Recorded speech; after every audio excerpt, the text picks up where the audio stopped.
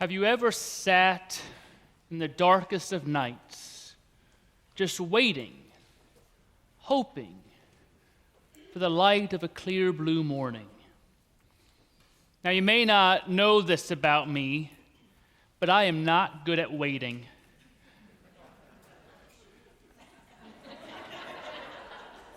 Apparently you do. I just have to jump right into things. I want it now. I want to do it now. I want the answer now. Are you good at waiting? Many of you know that my son Gilby is in part named after Gilbert Blythe from Ellen Montgomery's Anne of Green Gables series. In Montgomery's book, Rilla of Ingleside, Jim Blythe, the son of Gilbert and Anne, goes off to fight in World War I. He leaves the train station and his dog, Monday, watches him go. But Monday waits for him to come back. Every day, dog Monday is at the train station. Rilla, Jim's younger sister, writes in her diary, "Dog Monday waits and watches there still, with just as much hope and confidence as ever. Sometimes he hangs around the station house and talks to people, and the rest of his time he sits at his little kennel door and watches the track unwinkingly. We never try to coax him home now. We know it is of no use. When Jim comes back, Monday will come home with him. And if Jim never comes back, Monday will wait there for him as long as his dear dog heart goes on beating."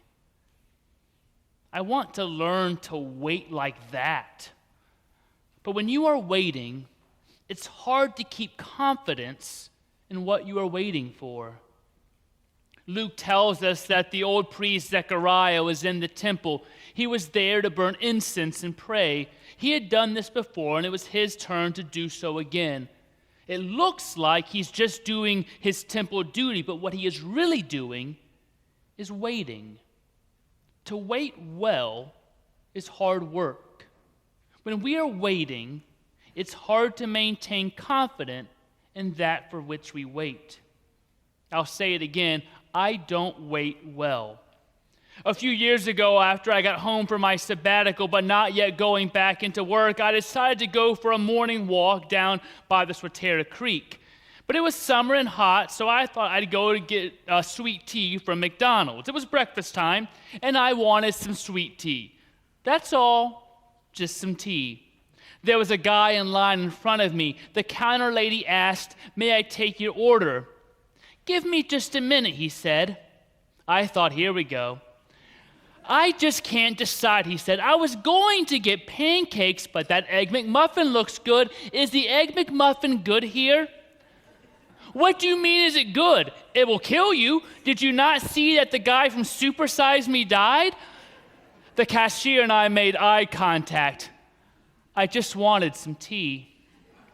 "I'm thinking," the man said, and I was thinking, how can you not know what you want? They haven't changed the menu in 40 years. Just get the McMuffin, man. I started to walk out and go thirsty. I didn't have all day, but then I started to laugh at myself. I was on sabbatical. I had nothing else going on. I did, in fact, have all day. I was just going for a walk. I didn't have an appointment all week.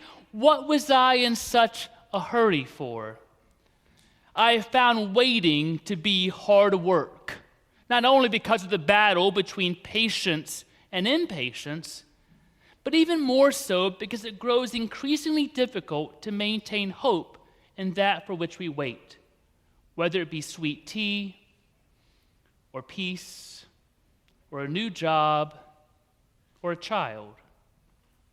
Zechariah is in the temple. He is praying, he is burning incense, but what he is really doing is waiting.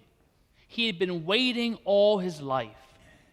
The angel Gabriel appeared to him, and that wait that had defined Zechariah's life was finally coming into reality.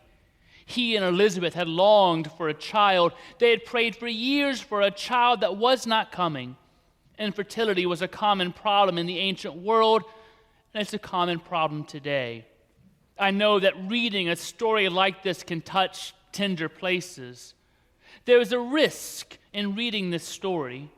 Gabriel says, "Do not be afraid, for your prayer has been heard. Your wife will bear a son."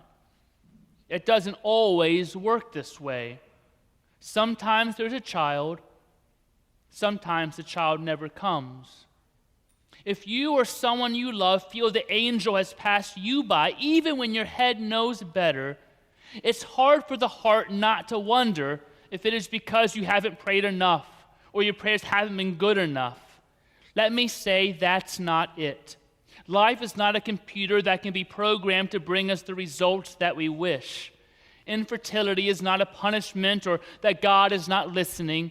Sometimes there is just heartbreak. Heartbreak comes to us all in some fashion.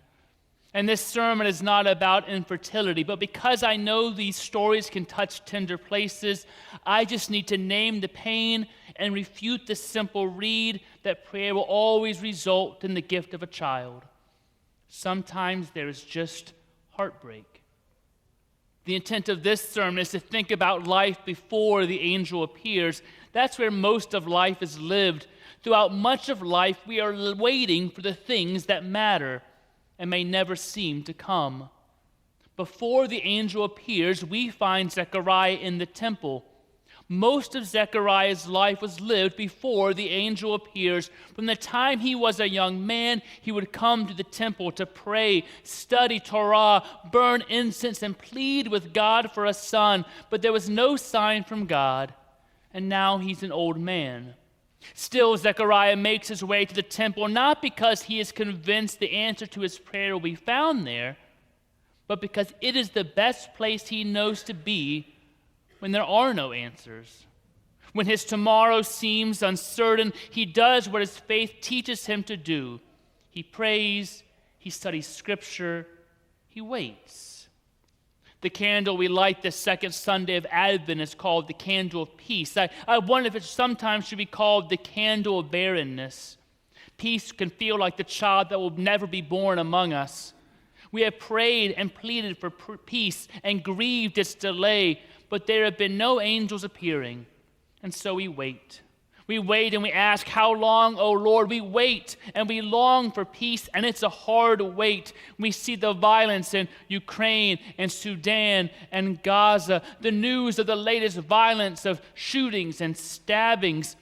We long for peace in our world, in our country, in our cities, in our homes, even the turmoil of our hearts.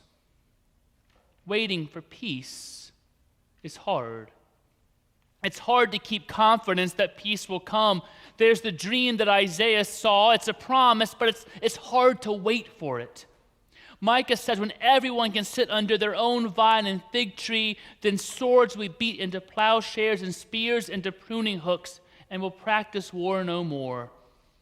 But we aren't there yet.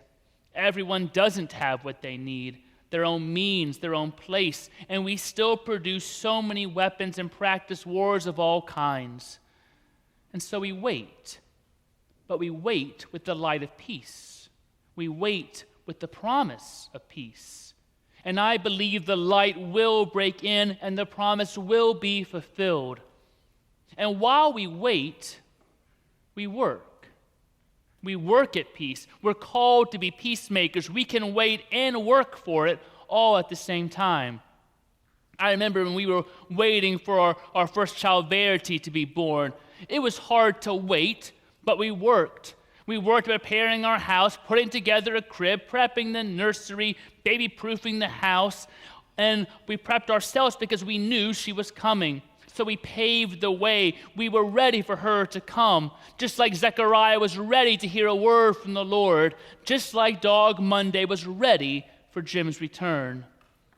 Montgomery writes, "Thousands of trains had Dog Monday met, and never had the boy he waited and watched for returned. Yet, still Dog Monday watched on with eyes that never quite lost hope.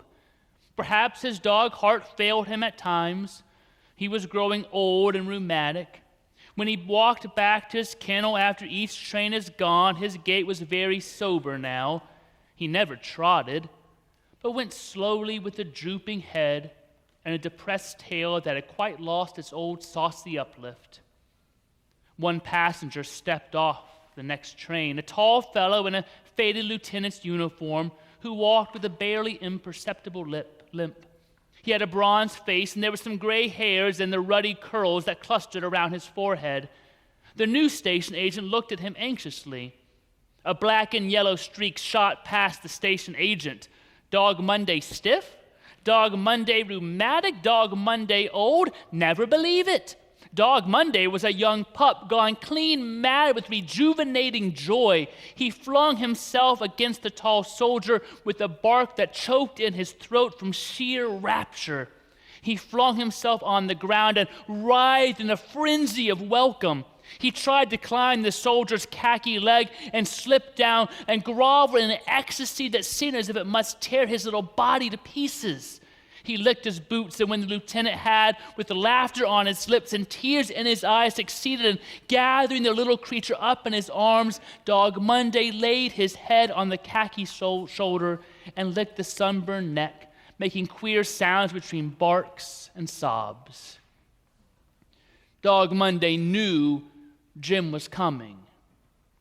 One day, even after thousands of trains, he waited. Because he knew. It was hard to wait. It was a long wait. The years were littered with disappointments. But he knew. I wonder if Gabriel shows up sometimes and there's no one in the temple saying prayers. Zechariah was there day after day, just like Dog Monday. They knew and they waited, and eventually they celebrated. I want to learn to wait like that because God's promised day is coming. Christmas reminds us that God comes to us. God's promises come to us, and so peace will come to us. And so we wait. But we wait in faith and in hope and in love. And we work with faith, hope, and love, doing what we can to make Isaiah's dream a reality, to make it possible for swords to be beat into plowshares and spears into pruning hooks. And like Zechariah, we will keep showing up and keep praying. And we light the candle of peace. That's what our faith teaches us to do. And one day, soon and very soon, we will see God's promised day and experience the peace we long for. And oh, how we will celebrate. But until then, we will light candles to remind us light can and will and does break in. So I want you to watch this short video reminding us about why we light candles, why we hope, and why we wait.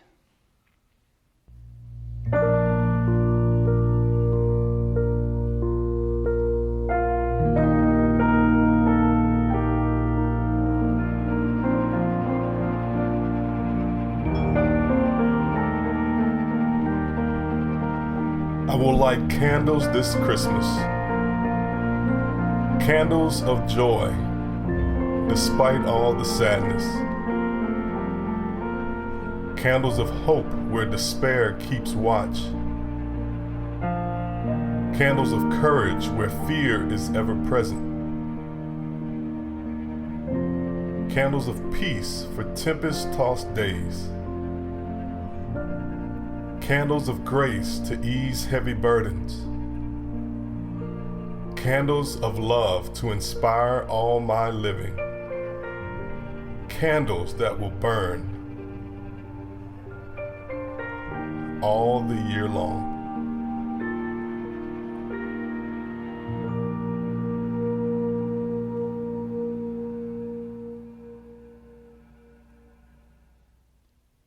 We light candles. And on Christmas Eve, in a few short weeks, when we're all gathered here at 2:30 or 5 or 7:30, we will light candles. And it's not just candles for Silent Night. It's candles of joy and hope and courage and peace and love. Not just to light that one night, but to light all year long. And so we come to this table, a table that's a light shining in the dark. It's a table of welcome that says all can come and eat here. There are no restrictions. There are no boundaries, no rules. If you want that light, if you want that love, this table is for you. There's no waiting for it anymore. It's always available to you, just as God's love is and God's welcome is, and God's peace, which passes understanding, that can be with you here and now.